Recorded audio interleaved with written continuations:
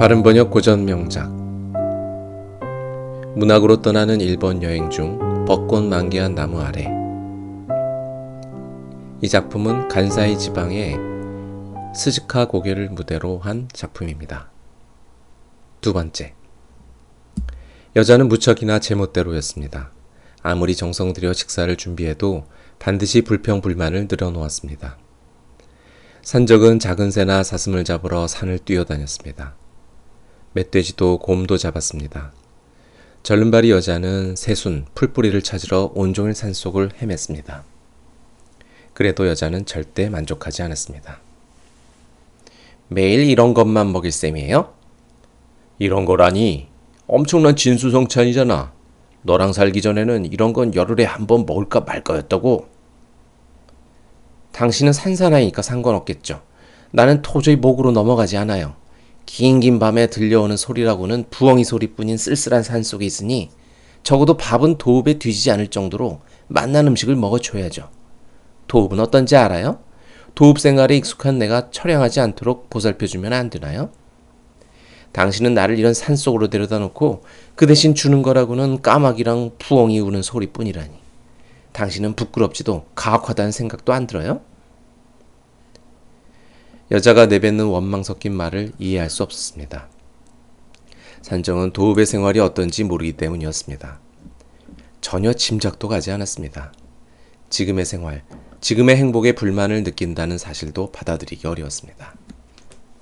다만 여자가 괴로워하는 모습에 당황했고 어떻게 해야 할지 방법을 몰라 초조했습니다. 지금까지 도읍에서 온 나그네를 얼마나 죽였는지 모릅니다. 부자인 나그네들은 소지품이 고급스러웠기 때문에 좋은 먹잇감이었고 가끔 형편없는 물건만 가진 사람을 만나면 시골뜨기, 농사꾼이라고 욕을 퍼부으면 그만이었던 그는 도읍은 비싼 물건을 가진 사람들이 사는 곳에 지나지 않았고 나그네들 소지품을 빼앗겠다는 마음이 전부였습니다.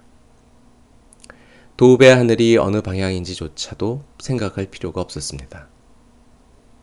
한편 여자는 빗, 비녀, 입술 연지와 같은 물건을 소중히 여겼습니다.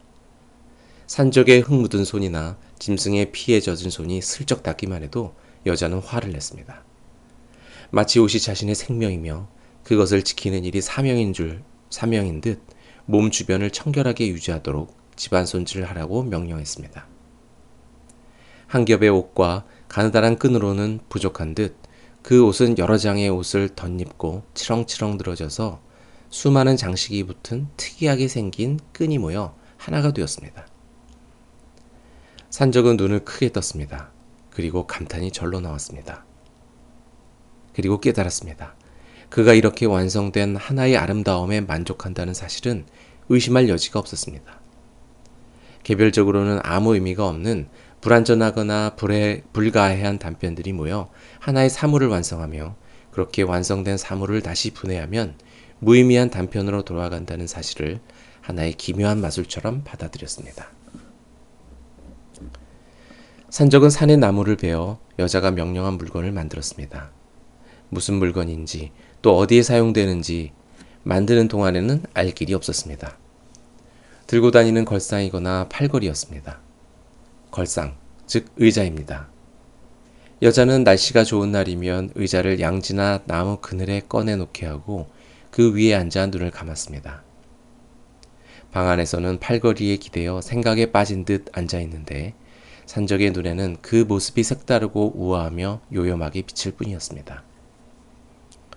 산적 자신이 조수가 되어 마술을 완성했으면서도 현실에서 일어난 결과에 항상 의아해하고 감탄했습니다. 매일 아침 절름발이 여자는 여자의 길고 검은 머리를 빗겨주었습니다.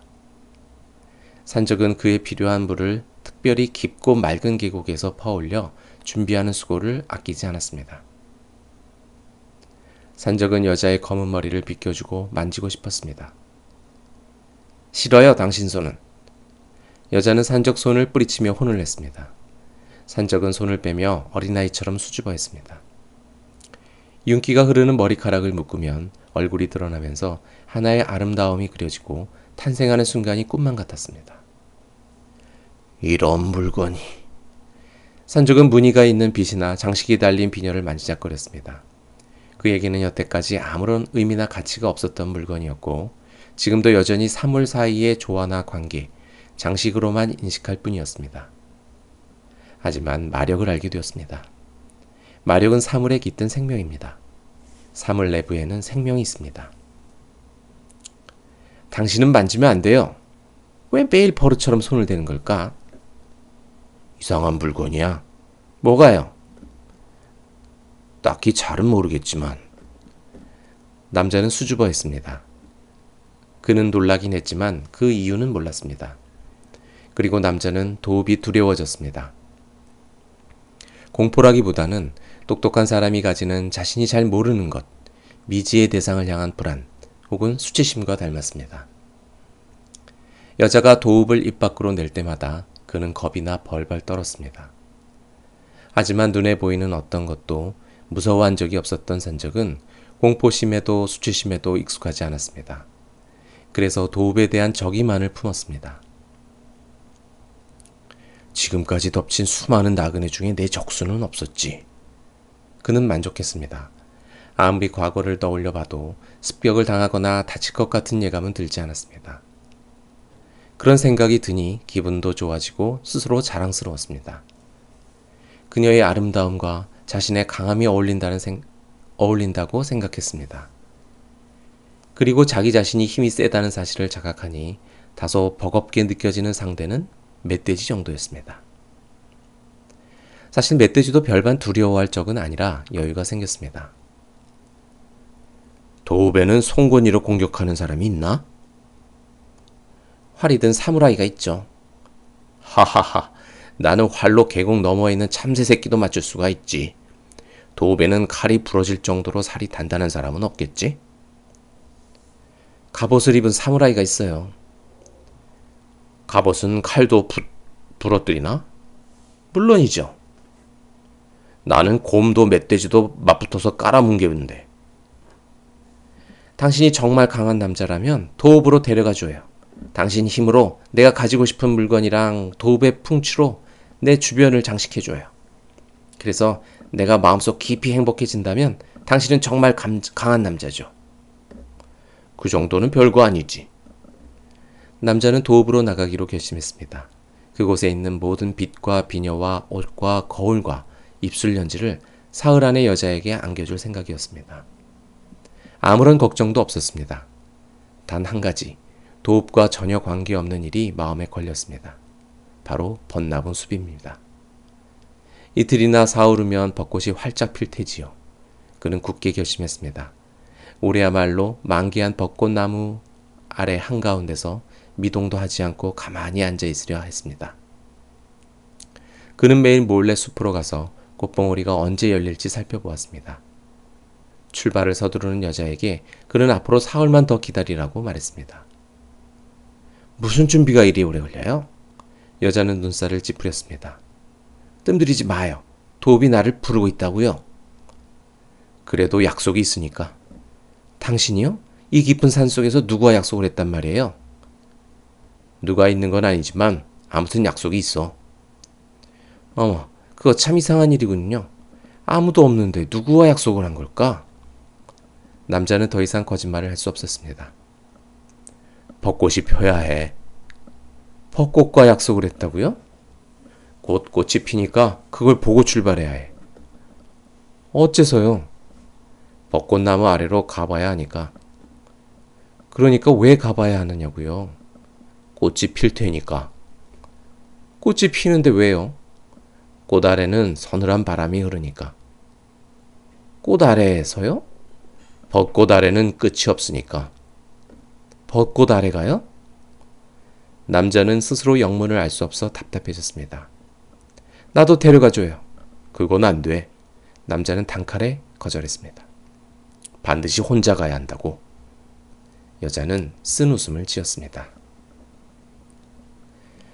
남자는 그런 표정을 처음 보았습니다. 그렇게 기분 나쁜 웃음을 지금까지 본 적이 없었습니다. 단순히 기분 나쁘다기보다 자르려 해도 잘리지 않는 표정이라고 느꼈습니다. 그 표정은 뇌리에 도장을 찍은 듯 콱 박혔기 때문이었습니다. 떠올릴 때마다 마치 칼날처럼 머릿속을 쿡쿡 찌르는 듯 했습니다. 그리고 지울 수도 없었습니다. 사흘이 지났습니다. 그는 몰래 집 밖으로 나섰습니다. 벚꽃은 만개했습니다. 한 발자국을 내딛자 여자의 쓴웃음이 떠올랐습니다. 그토록 날카롭게 머릿속을 스치는 표정은 난생 처음이었습니다. 산적은 무척 혼란스러워졌습니다. 벚꽃나무 아래에서 느껴지는 한기는 사방에서 쉴 새 없이 우르르 몰려들었습니다.